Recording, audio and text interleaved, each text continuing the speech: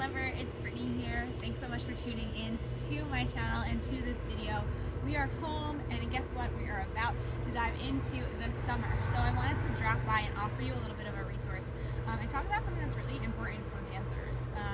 We, unlike a lot of other athletes, don't actually get an off season. What do I mean by that? Dancers are actually performing and working and training all year long. Unlike athletes within sports like baseball or football, they have a high performance time during their season when they're expected to play at their best. But dancers, especially if you're a young competitive dancer, your season usually lasts from September all the way until June, and then you're still taking classes over the summer. But what's important to realize is that the performance opportunities that we have aren't as high during the summer. So when's the best time for you to work on developing your strength and endurance? Over the summer. If you're doing it during the year, you actually might end up hurting yourself because you're going to overwork things, and then you're going to get tired, and when you're fatigued, you're more likely to get injured. So now is the best time to start bringing in an endurance routine and starting to build up your stamina and your strength while you're dancing. So that's what we're going to do today. Grab a pair of your favorite sneakers, your favorite outfit, and maybe it's nice enough for you to get outside and come join in with me. We're going to do each level of this practice for about 30 seconds. All of it's going to stay low impact today. We'll start to increase the impact in terms of moving into jumping and more high energy things as we move forward. But this is our first level of our endurance training. So let's start. You're going to start by just picking your knees up and into your chest for 30 seconds. Trying to find your breath. Doing whatever feels comfortable for your arms.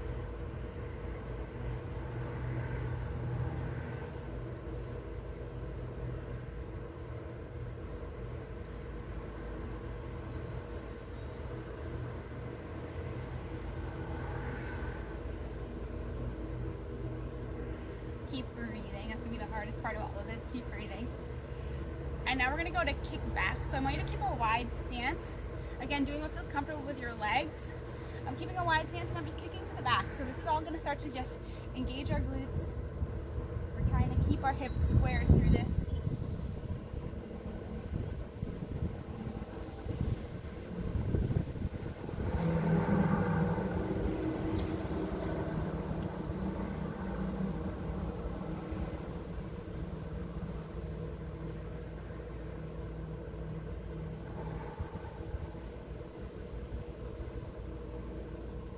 And now we're going to work into squats. So you're going to do a little squat and then bring yourself to flex your foot and bring your heel towards your seat as much as you can. So we're working through your lower body again.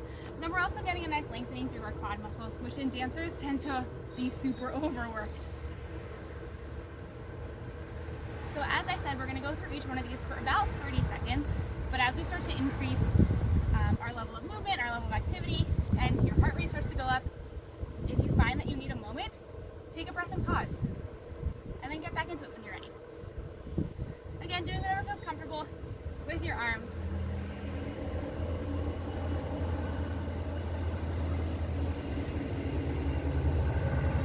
And now we're going to move into low impact jumping jacks. So I like to do them with just step out side to side, but keeping the arms moving.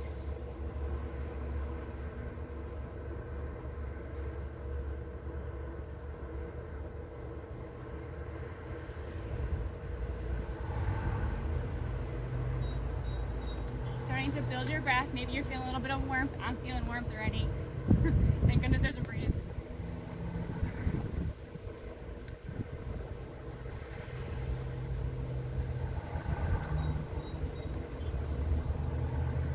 And now we're going to work our lower bodies in rotation. So coming to a second position, bringing the hands to the hips. You're going to try to keep yourself in this position. You're going to go turn yourself into a neutral place in your pelvis, and then rotating back out to second. In and out.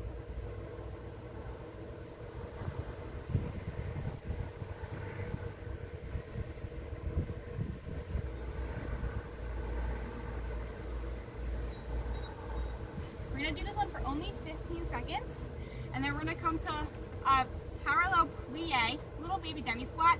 We're going to do 15 seconds of right leg reaching out to the side.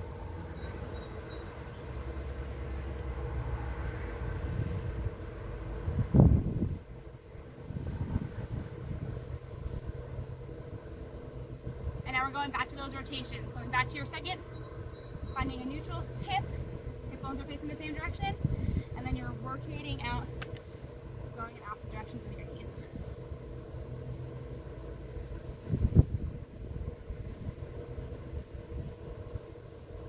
And then we're going to switch to the other side. Now you're going to tap that left foot out, keep that plie in your right leg.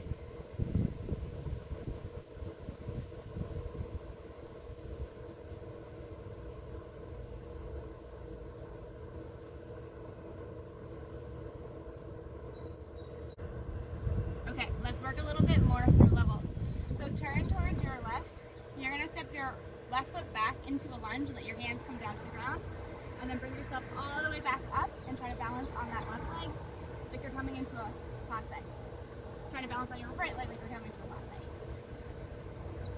We're going to do about 8 of these. You can do it 2 more. And then switch right to the other side. Down and back, straight up and in. Try to make sure that your back stays nice and long. Your ribs are in. You want to challenge yourself a little bit more. Try to lengthen out the space between your feet as you come into your lunge.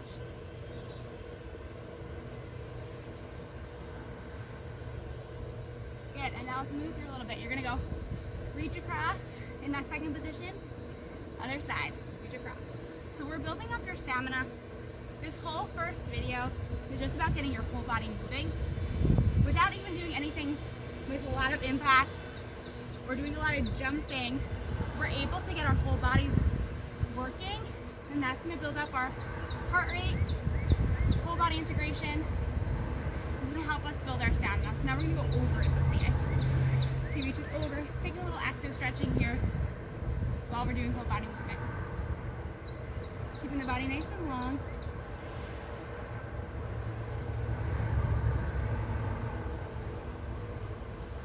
And now we can just take a couple big ground plies in second. Just bring our heart rate back down. Doing some more gentle movement, really finding your breath here is great. Trying to relax into your breathing. Whoops. I'm back. And then from here, this is a great time to go into stretches. So maybe you'll find some lunges for yourself. Maybe do a little bit of quad stretching.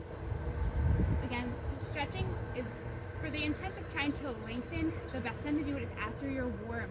So after you've done your light endurance work, your whole body's warm, you got a little glistening sweat going on. This is the best time to try to release some things.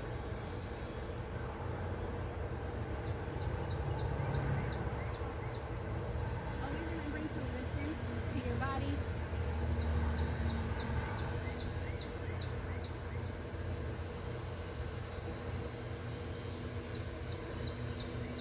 And that's it, dancers, you're ready to go. So this is a great video if you're looking for a good way. If you're looking for a good way to be able to warm yourself up before you take a class at home, if you take 5, 10, 15 minutes to get your whole body moving like we just did, really without any impact, without any jumping, your body's gonna be ready to go.